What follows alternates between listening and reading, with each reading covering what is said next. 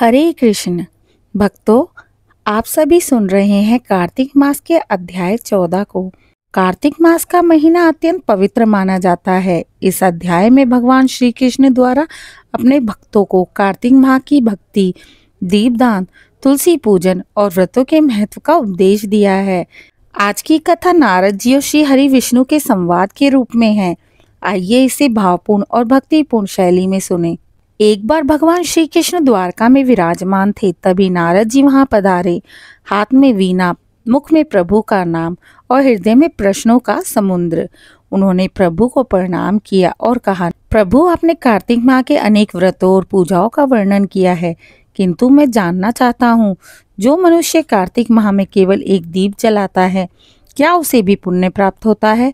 भगवान श्री कृष्ण मुस्कुराए और बोले, नारद सुनो, कार्तिक मास का एक भी दीप इतना फल देता है जितना हजारों यज्ञ, हजारों दान और सैकड़ों तीर्थों को स्नान नहीं दे पाते। यह दीप स्वयं नारायण का प्रकाश है। भगवान आगे बोले, जब कोई भक्त कार्तिक की रात्रि में तुलसी के समीप मेरे मंदिर में दीप जलाता है तो वह अपने पितरों को नरक से मुक्त करवा देता है। दीपक का प्रकाश उस आत्मा को मोक्ष के मार्ग तक ले जाता है। भगवान श्री कृष्ण ने इसके आगे एक कथा सुनाई। बहुत समय पहले एक नगर में हरिदास नामक ब्राह्मण रहता था। वह अत्यंत निर्धन था, दिन भर भिक्षा मांगकर परिवार चलाता, परंतु उसका मन सदा भगवान विष्णु में लगा रहता था। एक दिन कार्तिक माह का आरंभ हुआ। लोग भगवान की आराधना, व्रत और दीपदान करने लगे। हरिदास के मन में भी इच्छा हुई कि वह भी दीपदान करे, पर उसके पास ना घी था, न खरीदने के लिए एक भी पैसा। वह व्याकुल होकर भगवान से बोला, हे प्रभु, मैं गरीब हूँ, पर आपकी भक्ति सच्ची है। मेरे पास ना घी है ना दीपक, फिर भी मैं अपने हृदय का दीप आपको अर्पित करता हूँ।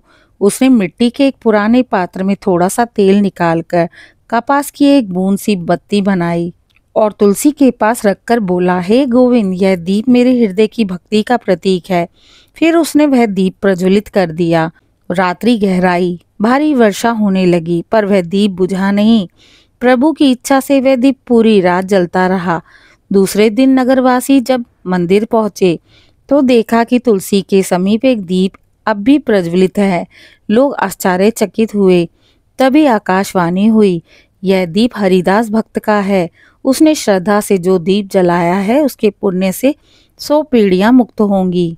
इसके पश्चात नारद जी ने पूछा, प्रभु, क्या इतना बड़ा फल केवल एक दीपदान से संभव होगा? हाँ नारद, कार्तिक मास में किया गया हर कार्य, चाहे वह दीपदान हो, तुलसी पूजन हो या जलदान, वह अनंत गुना फल देता है। यह महीना मेरे हृदय का प्रियतम काल है। जैसे गंगा सब नदियों में श्रेष्ठ है, जैसे गायें सब पशुओं में पवित्र है, वैसे ही कार्तिक महीना सब मासों में सर्वश्रेष्ठ है। भगवान बोले, जो मनुष्य कार्तिक मास में स्नान, दीपदान और व्रत करता है, वह जन्म मृत्यु के बंधन से मुक्त होता है।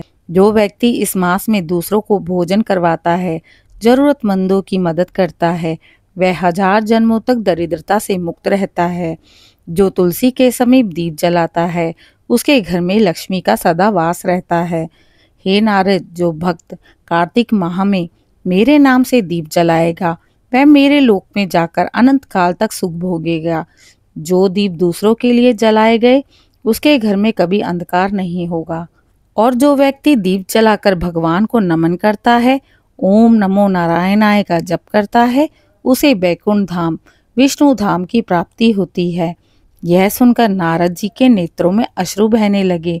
उन्होंने कहा, हे प्रभु, कार्तिक मास का यह महात्म्य तो अतुल्य है, अमूल्य है।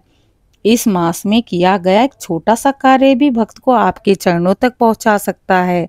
भगवान मुस्कुराए और बोले, हे नारद, जाकर इस ज्ञान को पृथ्वी तक पहुंचाओ। जो इस मास में एक दीप भी जलाएगा, मैं स्वयं उसके घर आऊंगा। याद रखना नारद, 12 महीनों में कार्तिक मास सबसे प्रिय है। यह महीना भक्तों के लिए मोक्षदायक है, पापों को हरने वाला है। इसमें किया गया हर स्नान, दीपदान, व्रत, कथा, जप और दान सभी करोड़ों गुना फल देता है। भक्तों, कार्तिक मास शरद ऋतु में आता है, जब आकाश निर्मल और वायु शीतल होती है। यह मास आश्विन पूर्णिमा से प्रारंभ होकर कार्तिक पूर्णिमा तक चलता है। इस मास में भगवान विष्णु, देवी लक्ष्मी और तुलसी माता की विशेष पूजा होती है। आगे भगवान कृष्ण कहते हैं, नारद, मैं चारों युगों में अपने भक्तों से दूर नहीं रहता, परंतु कार्तिक मास में तो मैं स्वयं पृथ्वी पर विचरता हूँ। जो मेरे नाम का एक दीप जलाएगा, मैं उसके घर में निवास करूंगा। जो तुलसी के समीप दीपक जलाएगा, वह अपनी 100 पीढ़ियों को भी पापों से मुक्त करेगा। जो कार्तिक मास में प्रातःकाल ब्रह्म मुहूर्त में स्नान करेगा, वह 1000 जन्मों के पापों से मुक्त होगा। कार्तिके मासी या स्नायता प्रातः काले समाहिते सर्व पाप विनिर्मुक्तो विष्णु लोके महीयते।